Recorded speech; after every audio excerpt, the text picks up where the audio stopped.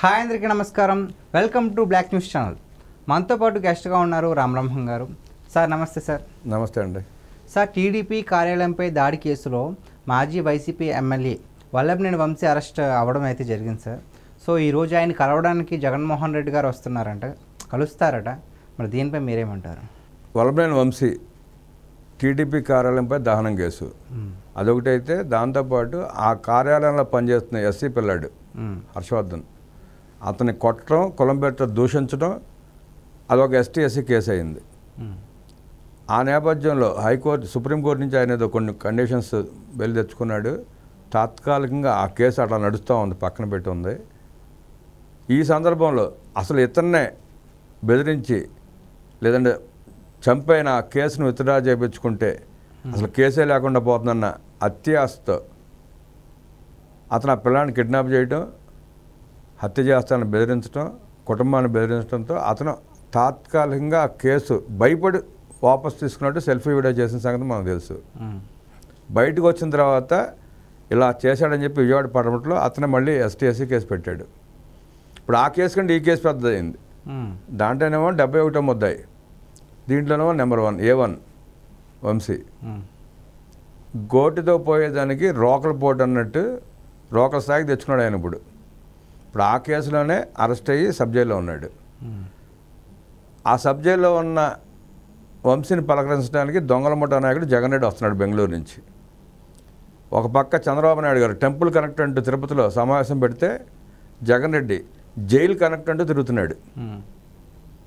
పిన్నెల రామకృష్ణారెడ్డిని పలకరించాడు, నందిగం సురేష్ని పలకరించి వచ్చినట్టున్నాడు. ఇప్పుడు వల్లభనేని వంశీని. ఈ పలకరింపు సరిపోతాను ఈయనకి. అంటే జైలుతో ఆయనకు ఉన్న అనుబంధం అంత గట్టిది. జైలు అంటే అంత ప్రేమ ఆయనకి. ప్రజలు కూడా అలాగే తీర్పిచ్చారు. ప్రస్తుతం ఆ కార్యక్రమంలోనే ఆ జైలు చుట్టూ తిరిగి పలకరింపుల కార్యక్రమం చేపట్టాడు. ఆయన ఒక ముఖ్యమంత్రిగా చేసి కిందటి వారం ఒక మీటింగ్ సమావేశంలో మాట్లాడతా, మీరు కూడా నాకు మళ్ళీ జైలుకి వెళ్ళండి, 2 నెలలు 3 నెలలు అంటే బెయిల్స్ వస్తాయి, దోపిడీ చేయండి, దొంగతనాలు చేయండి అని చెప్పి అంటే కూడా మనం విన్నాం.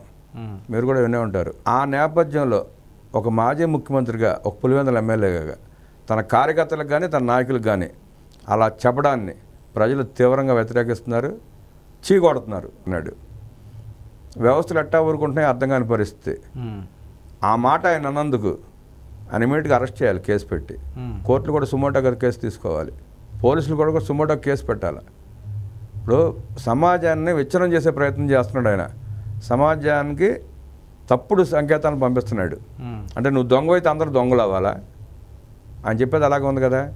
నేను దొంగలు కాబట్టి మీరు అందరూ దొంగలు అవ్వండి, దోసుకోండి, 4 నెలలు 3 నెలలు జైల్లో ఉండండి, బయటికి రండి, అనుభవించండి అని చెప్తున్నాడు.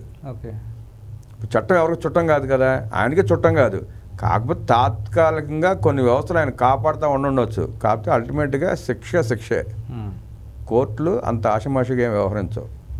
సార్, ఇప్పుడు వంశీ గారు అరెస్ట్ అయిన రోజు ఇదే జగన్మోహన్ రెడ్డి గారు వాళ్ళ మంత్రులు ఎవరిని కూడా దీని మీద స్పందించొద్దు, ఏం మాట్లాడొద్దు అని చెప్పిన ఆయనే ఇప్పుడు ఎందుకు కలవడానికి వెళ్తున్నారు అన్నట్టు. ఆ మాట అనబట్టి ఆ కార్యకర్తలు కొద్దిమంది నాయకుల్లో అసంతృప్తి విపరీతంగా వచ్చింది. ఏంటి ఇలా మాట్లాడుతున్నాడు, నిన్నటిదాకా బుధానేసి తిరిగాడు, వెనకసుకొచ్చాడు, ఇవాళ ఇట్లా అంటాం ఏంటి, రేపు మన బతుకు ఇంతేనా, మన పరిస్థితి ఇంతేనా, మన కూడా పట్టించుకోడా అన్న భయం, అసంతృప్తి మొదలైన తదుపరి ఈ కార్యక్రమం చేపట్టాడు ఇప్పుడే. సార్, జగన్మోహన్ రెడ్డిగా తలుచుకుంటే వంశీ గారికి బెయిల్ వస్తుందా రాదా? Clear question. జగన్మోహన్ రెడ్డి తలుచుకుంటే వంశీకి బెయిల్ వస్తుందో రాదో తెలియదు, కానీ వెనకటి నేపథ్యం చూస్తే జైల్లో లేపేసిన ఆశ్చర్యపోవసరలా. గతంలో చూసాం మనం పట్యాల రవి గారి కేసులో ఎలాంటి పరిణామాలు జరిగినాయో, వైఎస్ వివేకానంద రెడ్డి గారి కేసులో ఎలాంటి జరుగుతాయో చూసాం. సాక్షులు పోతున్నారు, దాంట్లో పాలు పంచుకున్న వాళ్ళు చనిపోతున్నారు, చంపవేయబడుతున్నారు. అట్లాగే ఇది కూడా జరగవచ్చు. ఆయన తలుచుకుంటే బెయిల్ రావటం పక్కన పెట్టి ఏదైనా జరగవచ్చు. అది ఆ వంశీ కుటుంబం ఆలోచించుకోవాలి. ఈ జగన్ రెడ్డి పరామర్శను వాళ్ళు వ్యతిరేకించాలి, రావద్దని చెప్పి వేడుకోవాలి. జగన్ రెడ్డి వచ్చాడంటే అక్కడ ఏదో భారీ కుట్ర జరిగినట్టే. భారీ కుట్రుంటేనే ఆయన వస్తాడు. లేదంటే అరెస్ట్ అయిన రోజున ఇక్కడే ఉన్నాడు, ఆ మర్నాడు ఇక్కడే ఉన్నాడు, 3వ రోజు బెంగళూరు వెళ్ళిపోయాడు, 2 రోజులు విశ్రాంతి తీసుకుని స్కెచ్ గీసుకుని మళ్ళీ వాళ్ళు పరామర్శించడానికి వస్తున్నాడు. అంటే ఏదో జరుగుతుంది అక్కడ, ఏదో ఆయన గ్రౌండ్ వర్క్ ప్రిపేర్ చేసుకుని పక్కా ప్రణాళికతో వస్తున్నాడు. బాబాయిని లేపేయడం చూసాం, వంశీ ఒక లెక్క, ఏమో వంశీ వెనకాల ఏం గుట్టుమట్లు ఉన్నాయో, జగన్కి బినామీ ఏమో ఏదో జరుగుతూ ఉండదేమో అక్కడ తెలియదు కదా మనకి, ఏదైనా జరగవచ్చు. ఓకే, సో ఇదండి వల్లభనేని వంశీ గారిని కలవడానికి ఏదైనా కుట్ర ఉండొచ్చేమోనని మన రామబ్రహ్మం గారు అభిప్రాయపడుతున్నారు. సో దీనిపై మీ అభిప్రాయం ఏంటో కామెంట్ చేయండి.